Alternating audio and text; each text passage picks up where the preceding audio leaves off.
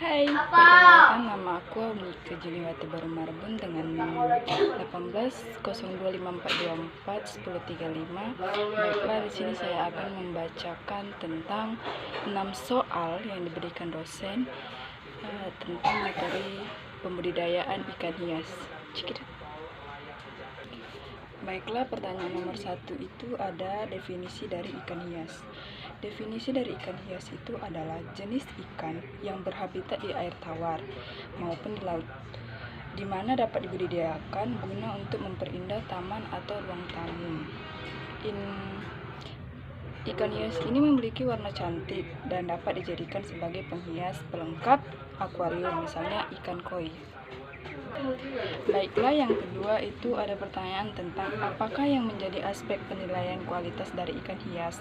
Nah, aspek kualitas ikan hias yang dapat diperhatikan dalam pemeliharaan ikan tersebut yang bergantung pada kualitas airnya.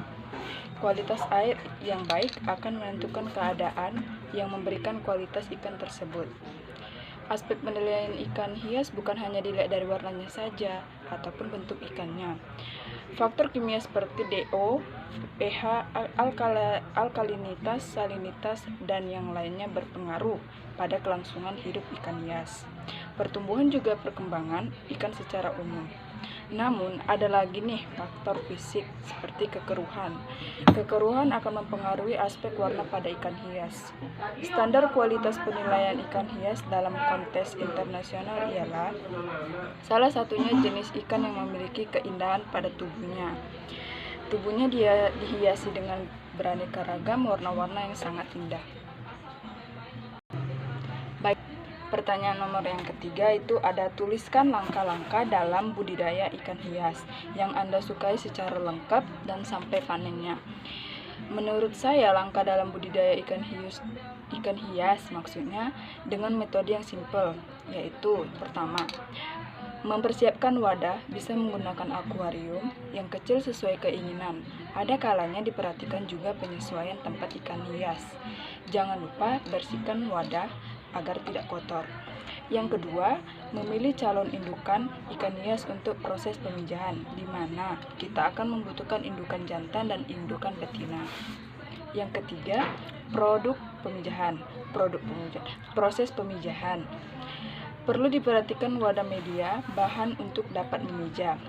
Yang keempat, penetasan telur. Proses penetasan telur ini dapat dilakukan di dalam akuarium. Yang kelima, pemberian pakan. Saya memberikan pakan pada ikan hias seperti pelet, jentik nyamuk, dan ulat sutra. Yang keenam, itu ada perawatan ikan.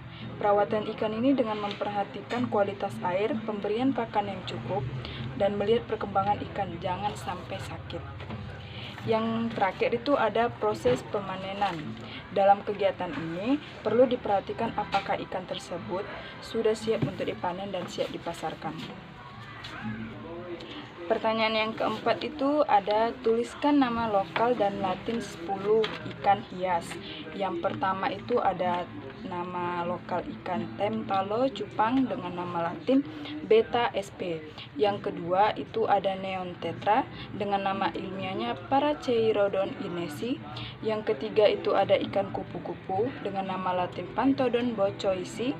Yang keempat itu ada black tetra dengan nama latin Gymnocorax imbus. Yang kelima itu ada ikan koki dengan nama latin Carassius auratus. Yang keenam ada ikan koi dengan nama latin Cyprinus scorpio. Nomor 7 itu akan ada ikan sapu-sapu dengan nama ilmiah Hippostomus plecostomus. Yang kedelapan itu ada ikan botia dengan nama latin Botia sp. Yang kesembilan ada ikan arwana dengan nama latin Sclerpagus famosus. Dan yang terakhir itu ada ikan diskus dengan nama ilmiah Sympisodon discus. Baiklah, pertanyaan nomor yang kelima. Bagaimana cara untuk meningkatkan kualitas warna pada ikan hias? Nah, dengan cara memperhatikan aspek fisik seperti kekeruhan, kualitas air, aspek warna dari ikan hias, sehingga bergantung dan dipengaruhi oleh kandungan bahan atau zat dalam pakan. Makanan yang mengandung zat untuk pigmen tertentu dapat membuat warna tidak luntur dan dapat mematangkan warna. Contohnya pada keratin yang memperkuat warna merah pada ikan koi. Jika terlalu banyak akan membuat warna putih pada ikan menjadi kekuningan. Astaxanthin juga bisa dicampurkan dalam pakan.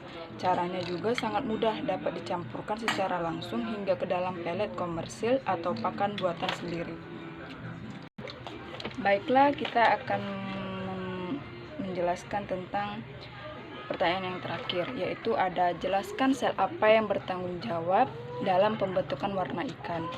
Nah, kalau pada ikan koki itu ada karotenoid. Karotenoid itu adalah suatu pigmen alami yang dapat ditemukan pada hewan atau tanaman. Merupakan sekelompok pigmen merah, oranye, dan kuning. Yang kedua itu ada melanopres, yaitu pembawa pigmen hitam. Yang ketiga itu ada erythropores, yaitu membawa pigmen merah. Yang terakhir ada canthopores, yaitu membawa pigmen kuning. Terdapat 2 sel khusus yang memberikan warna pada ikan, yaitu kromatofor. Kromatofor ini terletak pada dermis kulit, yaitu sisi luar dan diantara sisik, serta mengandung butiran pigmen sebagai sumber warna. Ada 2 jenis pigmen yang berperan dalam pembentukan warna ikan, yaitu karoten dan melanin. Sedangkan sel yang kedua itu ada iridosit. Iridosit ini terdapat leukofor dan guanafor yang merupakan sel cermin untuk memantulkan warna di luar tubuhnya. Baiklah, sekian dari saya atas pemaparan yang telah saya sampaikan untuk memenuhi tugas kuliah online dasar-dasar aquaculture. Jika ada kesalahan saya minta maaf. Saya akhiri, sekian dan terima kasih.